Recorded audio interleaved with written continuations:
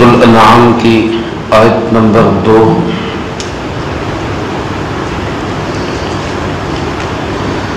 الحمدللہ وکفی وسلام علی عبادہ الذین اصطفی خصوصا علی سید الرسل وخاتم الانبیاء وعلى آلہ واصحابہ الاتقیاء. اما بعد فاعوذ باللہ من الشیطان الرجیم. بسم اللہ الرحمن الرحیم. هو الذی خلقکم من طین ثم قضى اجلا وأجل مسمى عنده ثم أنتم تمترون.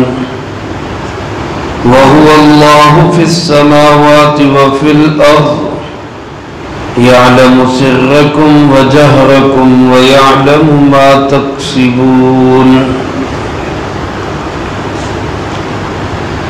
هو الذي خلقكم من طين. اللہ وہ ذات ہے جس نے تمہیں پیدا کیا مٹی سے. ثم قضى اجلا، اور پھر مقرر کی مدت. واجل مسمى عنده، اور ایک مدت طے شدہ ہے اس کے ہاں. ثم انتم تمترون، پھر بھی تم اس میں شک کرتے ہو. وَهُوَ اللَّهُ، اور وہی اللہ ہے. فِي السَّمَاوَاتِ وَفِي الْأَرْضِ، آسمانوں میں بھی اور زمین میں بھی. يَعْلَمُ سِرَّكُمْ وَجَهْرَكُمْ، وہ جانتا ہے تمہاری پوشیدہ باتوں کو بھی اور تمہاری ان باتوں کو بھی جو تم ظاہر کرتے ہو. وَيَعْلَمُ مَا تَكْسِبُونَ، اور وہ ان کاموں کو بھی جانتا ہے جن کو تم کماتے ہو.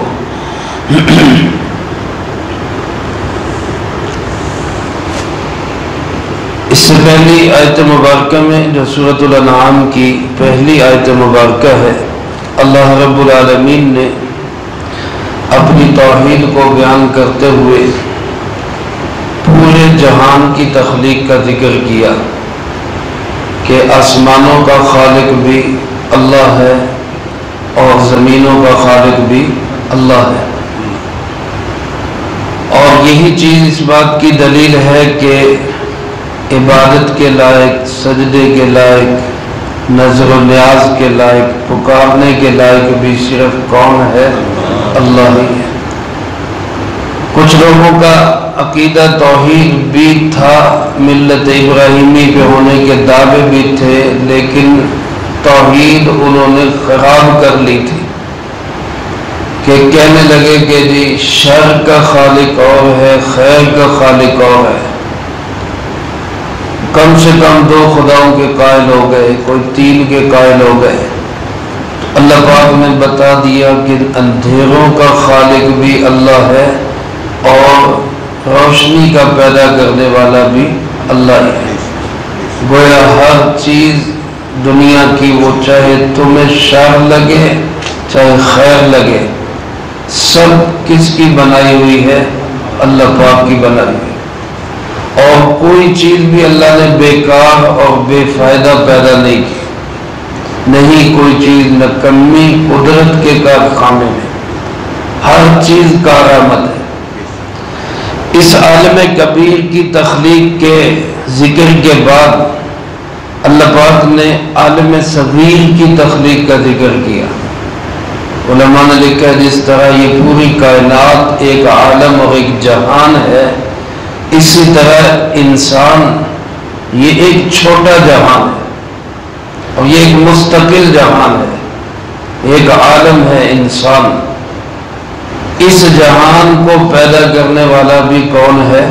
اللہ ہی ہے. انسان پوری کائنات میں غور نہیں کر سکتا تو اپنی تخلیق میں غور کر لے. مجھے اللہ نے کیسے پیدا کیا، مجھے اللہ نے کیسے بنایا۔ انسان اپنے آپ پہ غور کرے تو تب بھی اس کے جسم کا عذر یہ بول کے بتائے گا کہ میرا پیدا کرنے والا کون ہے؟ وہ اللہ ہے، اور وہ ایک ہے، اس کا کوئی ساجی اور شریک نہیں ہے۔ فرمایا هو الذی خلقکم من طین، اللہ وہ ذات ہے جس نے تمہیں مٹی سے بنایا۔ سب سے پہلے انسان جو سب سے پہلے اللہ کے نبی بھی ہیں، حضرت سیدنا آدم علی نبینا وعلیہ الصلاۃ والسلام، ان کی تخلیق اللہ پاک نے براہ راست مٹی سے کی۔ حضرت ابو موسیٰ اشعری رضی اللہ تعالیٰ عنہ فرماتے ہیں، نبی کریم صلی اللہ علیہ وآلہ وسلم کا فرمان ہے کہ آدم علیہ السلام کی تخلیق میں اللہ تعالیٰ نے پورے جہان کی مٹی کو استعمال کیا، پورے جہان کی۔ اب کہیں مٹی سخت ہے، کہیں نرم ہے، کہیں مٹی لال ہے، کہیں سیاہی مائل ہے، کہیں خاکی ہے۔ جس طرح کی مٹی کی خاصیات ہیں اسی طرح کی خاصیات انسانوں کے اندر بھی۔ کوئی انسان بڑے سخت ہیں، کوئی نرم ہے، کوئی درمیانے ہے، کسی کا اخلاق اچھا ہے، کوئی بد اخلاق ہے، کسی کا رنگ کالا ہے، کسی کا گورا ہے، کوئی گندمی ہے۔ جیسے زمین کی مٹی کے مختلف اثرات اور مختلف رنگتیں ہیں، ویسے ہی مختلف مزاج اور مختلف عنوانوں پہ اللہ تعالیٰ نے انسان کو پیدا کیا۔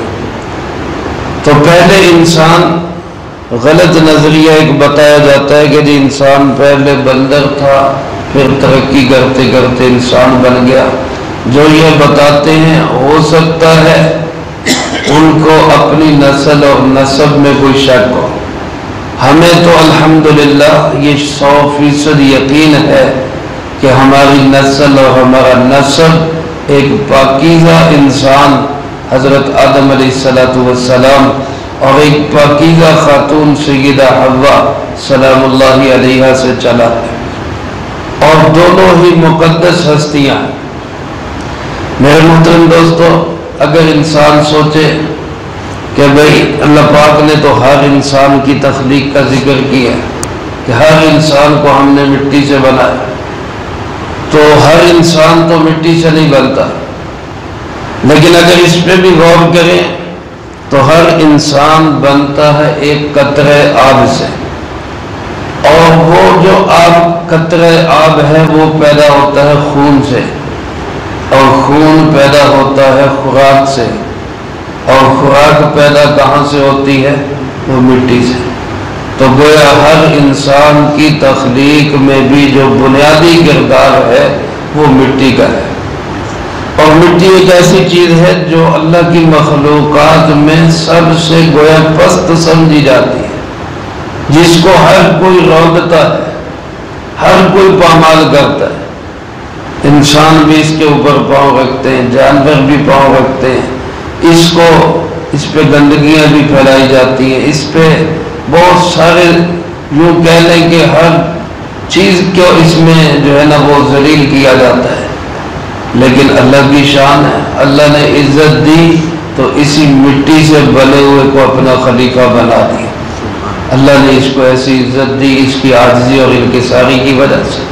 یہ سبق ہے ہمارے لیے کہ جو بندہ عاجزی، انکساری اور اپنے کو کچھ نہ سمجھے اور مٹ جائے، اللہ پاک پھر اس کو رنگ لگا دیتے ہیں، اللہ پھر اس کو بہت مرتبے اور مقام عطا فرماتے ہیں۔ اس لیے مٹی سے بنے ہوئے انسان کو تکبر کی بجائے عاجزی اختیار کرنی چاہیے۔ اللہ پاک فرماتے ہیں تمہاری تخلیق مٹی اور گارے سے ہوئی۔ پھر اس کے بعد اللہ کا احسان کیا ہے کہ ثم قضى اجلا، پھر اللہ پاک نے تمہارے لیے ایک مدت بھی طے کر دی۔ دیکھو نا میرے عزیز دوستو، اگر انسانوں کے دنیا سے جانے کا وقت اور مدت طے نہ ہوتی، اجل نہ ہوتی، تو آج آدم علیہ السلام سے لے کر آج تک جتنے انسان دنیا میں آئے سارے موجود ہوتے، تو تو اس وقت دنیا کی کیا حالت ہوتی، گڑمس مچا ہوتا ہے۔ ابھی اتنی آبادی ہے کہ انسان کو کنٹرول سے باہر ہو رہا ہے، تو اگر ساری دنیا کے اس وقت کے انسان بھی موجود ہوتے تو یہاں تو پاؤں رکھنے کی جگہ نہ ملتی۔ تو اللہ پاک کا کتنا بڑا احسان ہے کہ جہاں اس نے انسان کو پیدا کیا وہیں اس کی ڈیٹ آف اینڈ جو ہے وہ بھی اللہ نے مقرر کر دی، اس نے کب مرنا ہے، کب دنیا سے جانا ہے، اور ایک انسان کی موت بھی مقرر، اور فرمایا وَأَجَلٌ مُّسَمًّى عِندَهُ، پورے جہان کی اجل، پورے جہان کی موت جس کو قیامت کہا جاتا ہے وہ بھی مقرر ہے، وہ بھی طے شدہ ہے، اور اس کا علم اللہ کی ذات کے سوا کسی کو نہیں۔ جیسے ایک انسان کی موت کا علم کسی کو نہیں، چلتا پھرتا انسان وہ پھڑک جاتا ہے، جب اللہ کی طرف سے موت کا اعلان ہوتا ہے فرشتہ آتا ہے پتہ ہی نہیں چلتا، اسباب ایسے بنتے ہیں انسان سوچتا ہی رہ جاتا ہے کہ یار ابھی تو موجود تھا، ابھی کہاں چلا گیا۔ اسی طرح جس طرح ایک انسان کی موت وہ اچانک آ جاتی ہے، ایسے ہی پورے جہان کی موت یعنی قیامت بھی اللہ کے ہاں مقرر اور اچانک آئے گی، پتہ بھی نہیں چلے گا۔ اسی طرح بازار چل رہے ہوں گے، اسی طرح دکانیں کھلی ہوں گی، اسی طرح گاہک آ رہے ہوں گے، اسی طرح دکاندار دکانوں پہ چیزیں بیچ رہے ہوں گے، لے رہے ہوں گے، اچانک قیامت کا بگل بج جائے گا۔ اللہ پاک فرماتے ہیں اس سب کے باوجود بھی ثم انتم تمترون، پھر بھی تم شک کرتے، پھر بھی تم اس میں جو ہے وہ اپنے اندازے لگاتے ہو کہ پتہ نہیں ہے بھی کہ نہیں ہے۔ پکی بات ہے جس طرح اللہ کا ہونا یقینی ہے اسی طرح ایک انسان کی موت اور پورے جہان کی موت یعنی قیامت کا ہونا بھی یقینی ہے۔ پھر اللہ پاک اپنی توحید کو بطور خلاصے بیان کرتے ہوئے فرمایا وَهُوَ اللَّهُ، وہی اللہ ہے، وہی اللہ ہے، آسمانوں میں بھی وہی ہے، زمین میں بھی وہی ہے۔